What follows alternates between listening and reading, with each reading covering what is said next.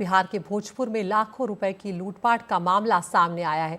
भोजपुर का ये मामला है जहां पर तनिष्क ज्वेलरी शॉप में ये लूटपाट की वारदात को अंजाम दिया गया है।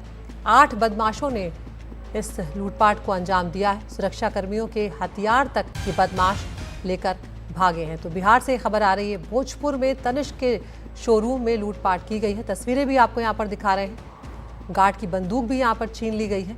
8 बदमाश थे जो तनिष्क के शोरूम में दाखिल हुए और उसके बाद यहाँ पर इन्होंने लूटपाट की है और यहाँ से वो फरार हो गए। तो आप देख सकते हैं कि यहाँ पर इन्होंने बंदूक की नोक पर पिस्टल दिखाकर ये लूट की है। गार्ड और स्टाफ को सरेंडर करवाया है। उसके बाद गार्ड की बंदूक भी छीन ली है और तस्वीरों में सीसीटीवी कैमरे में साफ तौर पर सभी आरोपी जो हैं उनके चेहरे नजर आ रहे हैं। पुलिस घटनास्थल पर पहुंच गई है। मामले की जांच यहाँ पर की जा रही है।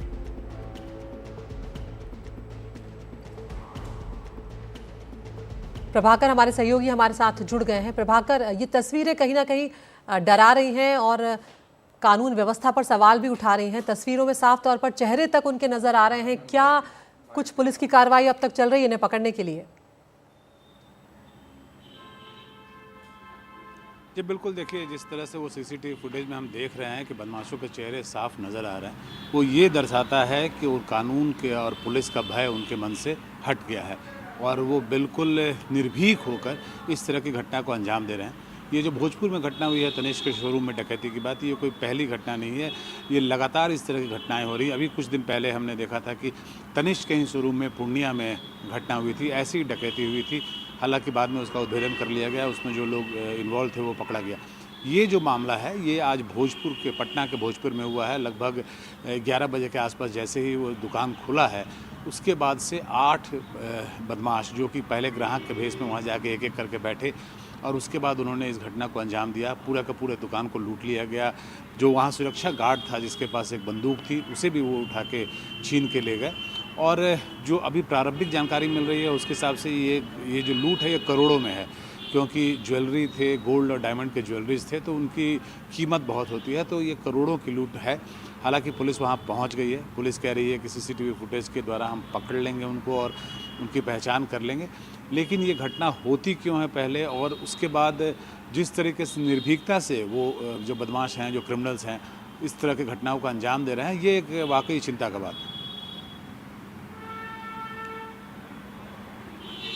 बिल्कुल प्रभाकर, तो सवाल तो उठा ही रही है और यहाँ पर हम देख रहे हैं कि जब इस तरह की घटनाओं को अंजाम दिया जाता है तो पूरी प्लानिंग यहाँ पर रची गई है। क्या ये भी इस मामले में हो सकता है? प्रभाकर, एक बार हम तस्वीरें दिखा रहे हैं, आप बने रहिए हमारे साथ कि किस तरह से इस वारदात को अंजाम यहाँ पर दिया गया है और किस तरह से ये शोरूम में दाखिल हुए हैं। 2 अपराधी यहाँ पर आपको नजर आ रहे हैं। गार्ड और स्टाफ जो है वो घुटने के बल पर यहाँ पर आपको बैठे हुए नजर आ रहे हैं, सरेंडर किए हुए हैं। पिस्टल उनके हाथ में साफ तौर पर नजर आ रही है।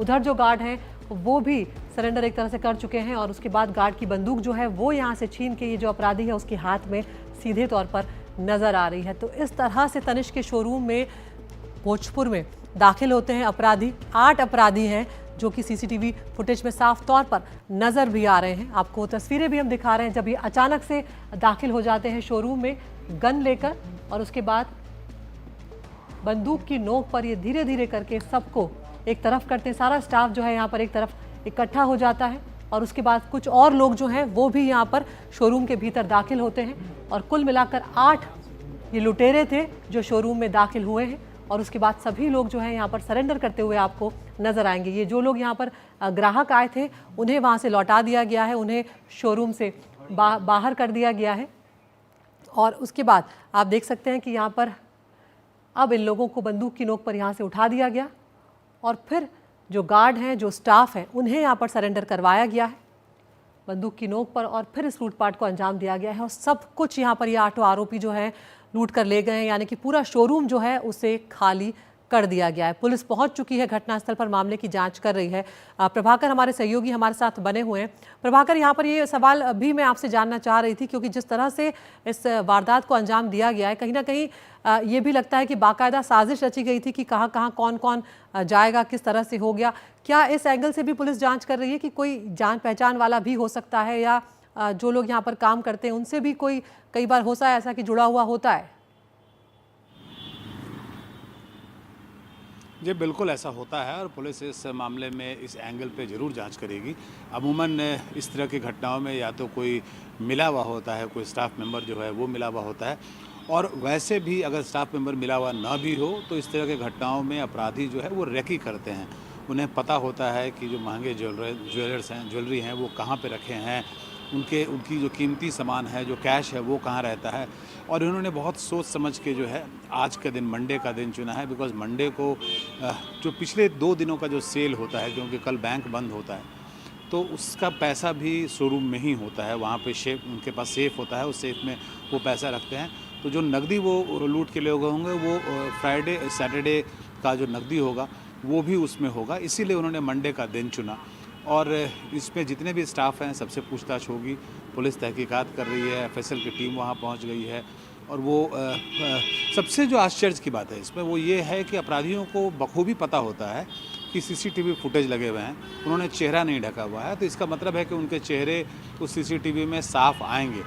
उसके बाद भी ना उन्होंने चेहरे ढकने की कोशिश की और वो लगातार इस घटना को अंजाम दे रहे हैं खुलेआम। तो एक तरह से आप इसे मानिए कि ये बिहार पुलिस को चुनौती दे रहे हैं, ये सरकार को चुनौती दे रहे हैं कि हम इस तरह की घटनाओं को अंजाम देंगे और आप जो कर सकते हैं सो कर लीजिए। और उनका डर, उनका पुलिस का जो डर है, प्रशासन का जो डर है, कानून का जो डर है, वो उनके पास से एकदम खत्म हो चुका है। जी बिल्कुल प्रभाकर, यहाँ पर जो बात आपने कही कि सीधे तौर पर ये बिहार पुलिस को चुनौती है, और अब देखते हैं कि पुलिस कितनी जल्दी इन लुटेरों को गिरफ्तार करती है। बहुत बहुत शुक्रिया प्रभाकर इस तमाम जानकारी के लिए।